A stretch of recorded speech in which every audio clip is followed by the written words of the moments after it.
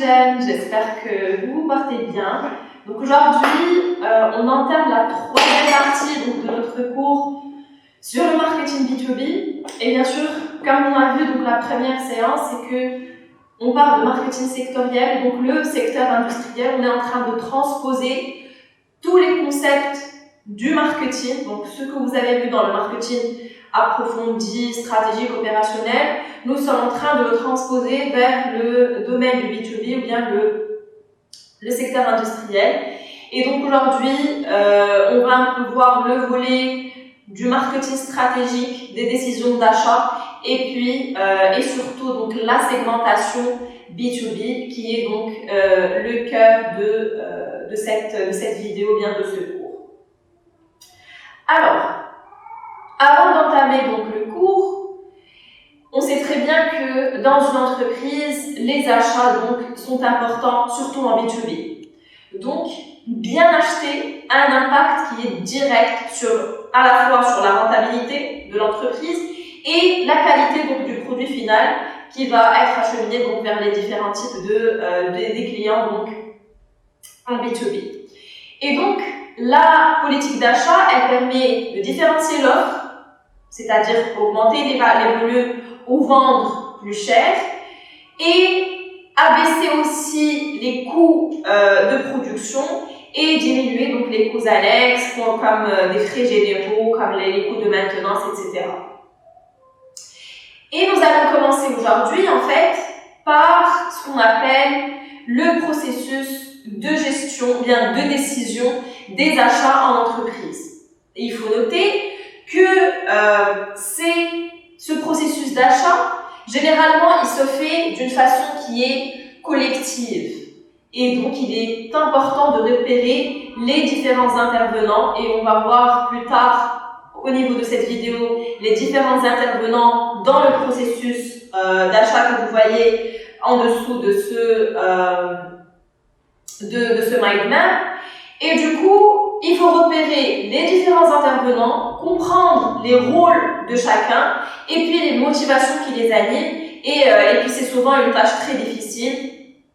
Et bien sûr, dans une structure organisationnelle, les organigrammes ne permettent pas de saisir la réalité du pouvoir et donc du jeu d'influence entre ces différents intervenants. Également, selon deux auteurs, Webster et White, ces deux auteurs, ils ont en fait proposé la notion du centre d'achat, ou ce qu'on appelle la sphère décisionnelle. Qu'est-ce que cette sphère décisionnelle? C'est tout simplement l'ensemble des influenceurs et des décideurs pour un achat donné. Donc c'est l'ensemble des personnes, des influenceurs, donc des personnes, des parties prenantes qui interviennent dans le processus d'achat. Et donc un centre d'achat, il peut être figuré, par exemple, on peut l'illustrer par une matrice, ok? Donc une matrice, et au niveau de cette matrice, nous pouvons avoir donc on peut schématiser le centre d'achat ou bien la sphère décisionnelle, et dans la colonne, au niveau des colonnes de cette matrice, nous allons mettre les individus qui interviennent donc à chaque fois. Donc on va voir les différents individus plus tard qui interviennent donc dans ce processus d'achat. Et puis au niveau des lignes, ce sont les phases de décision que nous allons voir donc là maintenant après ce petit exemple. Alors, par rapport à ces phases, donc toujours avec Webster et White, ils proposent en fait 6 catégories d'individus et 6 phases dans la décision, bien dans ce processus d'achat. Et bien sûr, vous pouvez utiliser cette matrice. Et donc, parmi les principales phases, nous avons la première phase, c'est la détection du besoin. Puis, la détermination, donc selon ce besoin, on détermine les caractéristiques du produit et du service. Puis vient après, donc la troisième étape, c'est la recherche et l'évaluation donc des fournisseurs qui vont répondre donc à ce besoin et qui présentent une offre sur le marché vis-à-vis du produit ou service qui a été déterminé selon le besoin. Une fois l'examen des offres et les premières négociations, il y aura donc comme cinquième étape le choix du fournisseur et enfin bien sûr, une fois le fournisseur choisi, il faut évaluer donc les résultats. Puis, l'importance comme j'ai dit au début, l'importance du processus d'achat, ce sont toutes personnes qui jouent un rôle dans ce processus d'achat. Les premières personnes, ce sont les utilisateurs. Les utilisateurs, par exemple, les médecins dans un hôpital, les chauffeurs pour l'achat du poids lourd, par exemple. Nous avons également ce qu'on appelle les conseillers. Les conseillers, en fait, ce sont ceux qui appartiennent au nom à l'entreprise et qui peuvent bien sûr influencer le choix final par leurs avis, donc conseillers, c'est-à-dire qu'ils conseillent et ils ont une certaine influence et selon leurs avis et qui sont souvent difficiles à détecter. Nous avons également les prescripteurs. Les prescripteurs, donc vous le savez bien, ce sont des personnes qui imposent leur choix, comme le fait par exemple, on prend l'exemple d'un architecte. Un architecte, pour certains matériaux, il va imposer son choix de construction. Par exemple, un bureau d'études également va aussi donc imposer son choix par rapport à une composante à intégrer donc à une pièce du bureau, etc. Ok? Quatrième type de personnes donc, qui interviennent dans le processus d'achat, c'est ce qu'on appelle les filtres. Les filtres, ce sont ceux qui cherchent, donc par leur statut ou pour tenter de se donner un certain pouvoir, donc on a vu qu'il y a un certain jeu de pouvoir dans le processus d'achat, ils cherchent donc à s'interposer entre les fournisseurs, les prescripteurs ou les utilisateurs. Par exemple, dans le cas d'un service de qualité, ou bien d'un service d'achat, ou bien d'un service financier, donc ces filtres ils vont venir s'interposer entre les différentes relations entre fournisseurs, prescripteurs et utilisateurs. Cinquième type de personnes qui jouent un rôle dans le processus d'achat, on distinguera en fait deux types de décideurs. Nous avons les décideurs et ils interviennent premièrement dans la décision d'achat, par exemple un investissement dans une nouvelle ligne de production, ou bien les choix des fournisseurs. Et là donc, deux types de décisions par rapport à l'achat et par rapport au choix du fournisseur. Et enfin, les acheteurs. Contrairement à ce qu'on peut croire par rapport à ces acheteurs, le service d'achat, s'il existe bien sûr, n'est pas toujours le décideur. Okay? Il exécute souvent les décisions prises ailleurs, donc l'acheteur n'est pas forcément le décideur, il a un rôle d'exécutant et du coup il exécute les décisions prises ailleurs et qu'il a aidé donc à instruire. Et là les acheteurs ils veillent bien sûr au respect des procédures de sélection donc des fournisseurs, au renouvellement des commandes pour éviter donc les ruptures de stock, etc., etc. Mais les acheteurs ne sont pas ne sont pas dans toutes les entreprises donc de services administratifs des achats, mais ils ont un rôle à jouer dans le processus d'achat. Donc, six phases qui commencent par la détermination du besoin jusqu'à l'évaluation des résultats et 6 types donc de personnes qui interviennent dans ce processus d'achat. Nous avons les utilisateurs, les prescripteurs, les filtres donc qui viennent contrer ou s'interposer entre les fournisseurs, les prescripteurs ou les utilisateurs. Nous avons également les décideurs et enfin les acheteurs. Et puis bien sûr, ce mind map, nous focalisons sur l'entreprise en interne.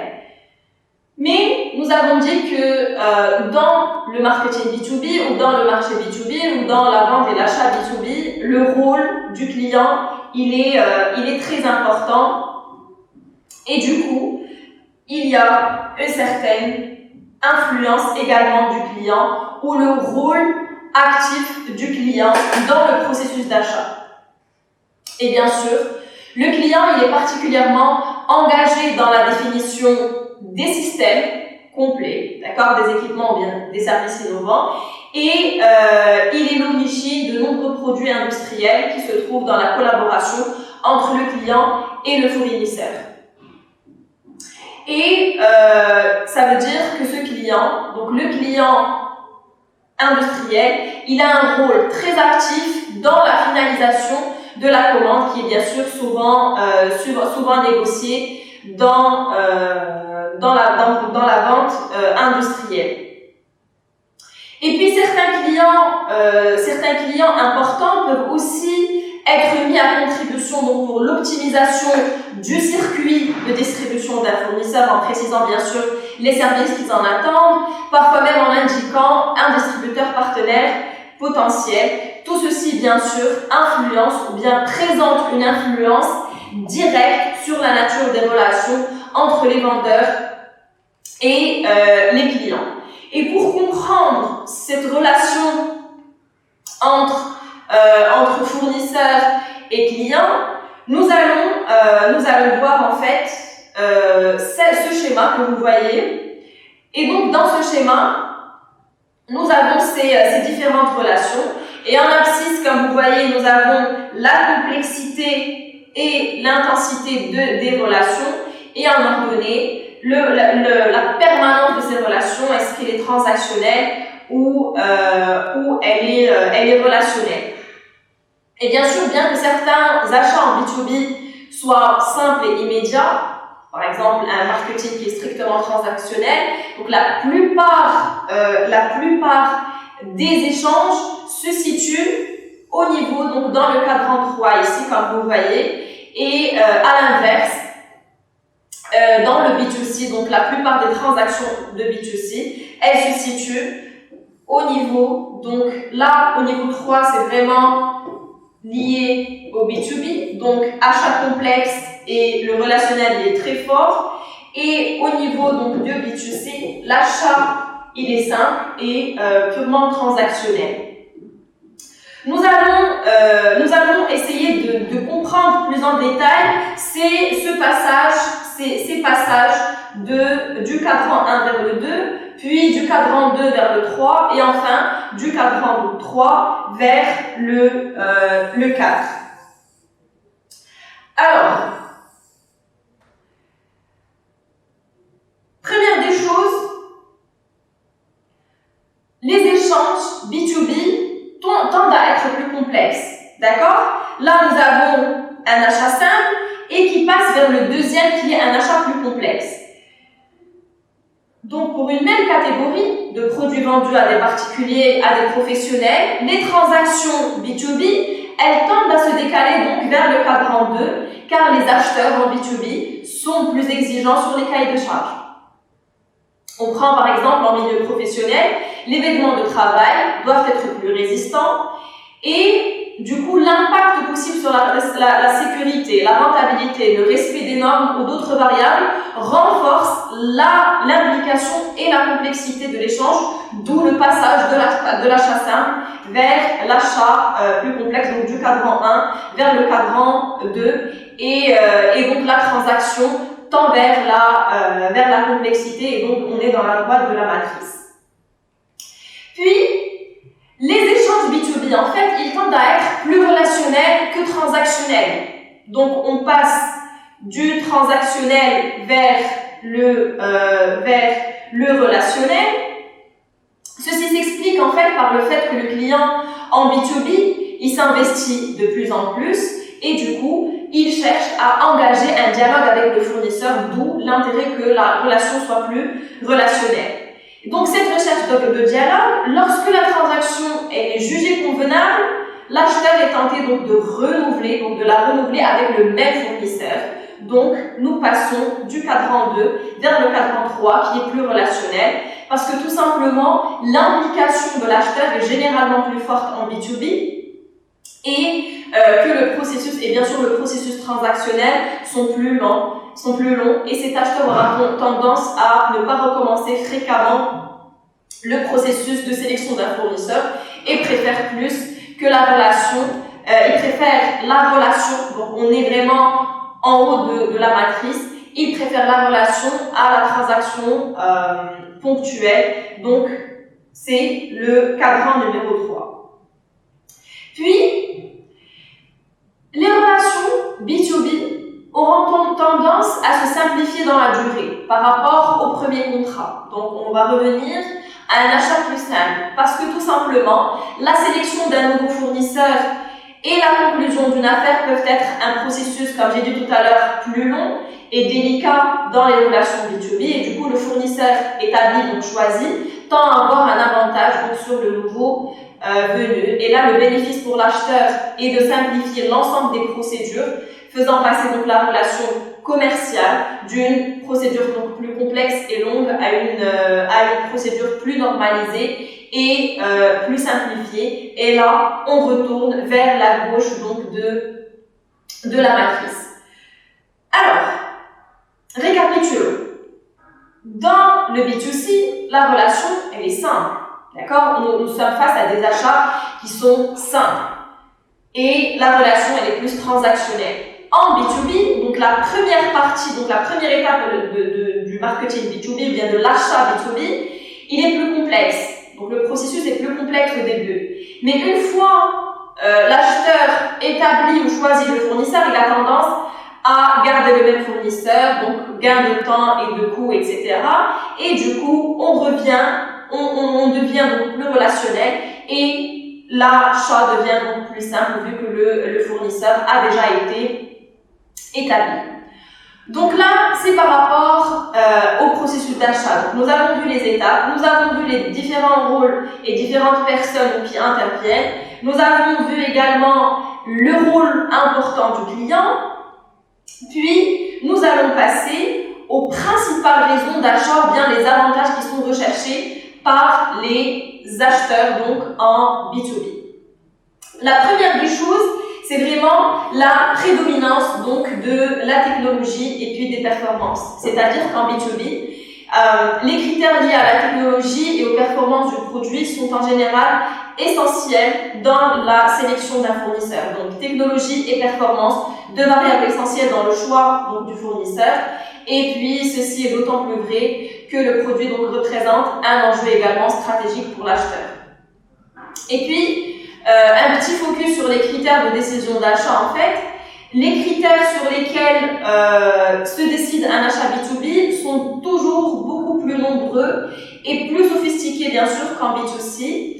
Et bien sûr, le particulier, il cherche souvent à se simplifier la vie et à éviter de grosses erreurs, alors qu'un responsable B2B, il doit optimiser les achats et bien sûr, il a une grande responsabilité par rapport à ça. Et c'est la différence principale entre B2C et B2B. Si on prend par exemple l'exemple d'un transporteur aérien qui veut, pour un nouvel avion, respecter les normes de sécurité, bien sûr, donc là, ce sont les critères, le respect des normes de sécurité, l'environnement, la charge maximum, la vitesse, les rayons d'action, les critères de confort, etc., l'aménagement, les disponibilités, donc des pièces, donc autant de critères qui sont très sophistiqués, et puis bien sûr, tout ce qui est accessoires et annexes, comme la capacité du conseil, l'efficacité donc du service après-vente. Donc autant de critères complexes et qui font la différence entre un acheteur en B2B et un acheteur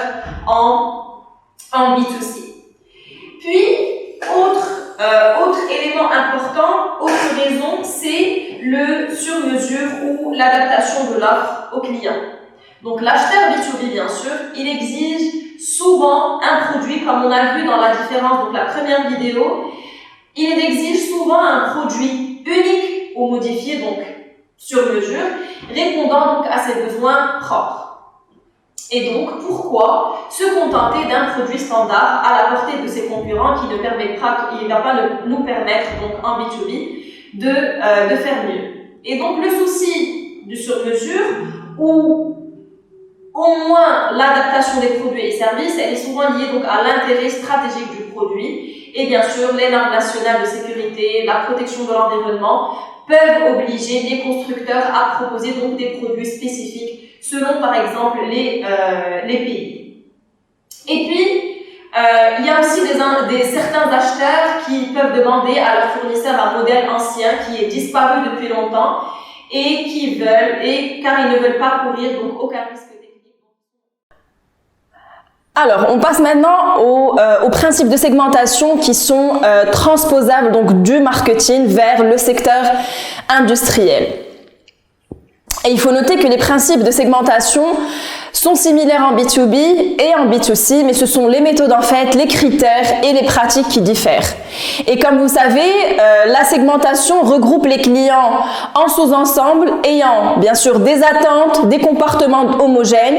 Il devient donc possible d'optimiser la stratégie et le marketing de l'entreprise donc pour mieux servir chaque segment du marché. Et comme vous savez, donc la segmentation, c'est une démarche qui est valable pour tous les marchés puisqu'il comporte toujours une part d'hétérogénéité et plus les marchés sont hétérogènes, plus la segmentation est justifiée. Or, dans le marché B2B ou bien dans les marchés industriels, ces marchés sont plus hétérogènes que les marchés B2C et la segmentation est donc dans son principe essentiel de B2B. Mais en fait, ce sont, comme j'ai dit, les pratiques et surtout les critères de segmentation qui vont être différents. Et il faut noter aussi que les critères de segmentation donc simples du B2C ne sont pas utilisables tels qu'en B2B, comme par exemple le sexe, le revenu du foyer, la profession, l'âge, etc. Et en B2B, les critères sont plus pointus et j'ai choisi pour vous 4 principales catégories donc de critères de segmentation. La première catégorie, ce sont les critères d'intérêt économique et stratégique des clients potentiels et actuels. Et là, parmi les critères, c'est le secteur d'activité, c'est la taille et le potentiel du chiffre d'affaires ainsi que la rentabilité par client. Également les clients transactionnels et relationnels et enfin les clients de référence. Second critère ou deuxième critère, ce sont les critères d'accessibilité aux clients potentiels, comme par exemple la localisation, c'est-à-dire la distance, l'effet sur les coûts et le service, la familiarité avec l'environnement culturel, humain, politique, administratif, etc. Et bien sûr, quand on parle d'accessibilité, donc les critères d'accessibilité, on parle de barrières à l'entrée comme la réglementation ou la concurrence. Également, la sensibilité de l'acheteur à la marque du vendeur et enfin le relationnel qui peut être créé. Troisième critère, ce sont les avantages recherchés par les acheteurs. Ces avantages, bien sûr, ce sont par exemple le degré d'intérêt stratégique du produit ou du service dans la chaîne de valeur donc du client, la proximité entre les avantages recherchés par les acheteurs et les caractéristiques donc de l'offre standard, en termes de performance, de qualité, de sécurité, etc. Les caractéristiques liées au contexte d'utilisation, le degré de personnalisation, c'est très bien que le sur-mesure, comme on a vu au début de la vidéo, le sur-mesure est très important dans le secteur du B2B. Enfin, la nature de ces avantages en fonction de l'état de l'acheteur. Et là, on parle de niveau technologique et de type d'équipement. Et enfin, dernier critère, ce sont les critères liés au système de management et à la culture des clients. Donc, comme on a vu dans les théories des organisations, le mode de management centralisé ou décentralisé, le processus de décision d'achat. Et comme on a vu au début de cette vidéo, ce processus de décision d'achat, il est lié à la sphère décisionnelle et on a vu que dans cette sphère décisionnelle, il y a différentes personnes qui interviennent dans ce processus de décision comme les décideurs, les influenceurs ou les filtres. Et enfin, dernier critère qui est lié au système de management, ce sont les valeurs de l'entreprise et également des dirigeants. Donc là, vous avez devant vous 4 principales catégories de critères, donc ceux liés à l'intérêt économique et stratégique, ceux liés à l'accessibilité, les critères qui sont liés à l'avantage recherché et enfin les critères liés au système de management. Donc comme toujours les jeunes, On est arrivé à la fin de cette vidéo, donc c'est de cette partie 4 qui est liée au processus d'achat et à la segmentation. Donc comme toujours, en se basant avec ces mind maps, essayez de faire vos propres fiches et je vous dis à la prochaine séance, Inch'Allah.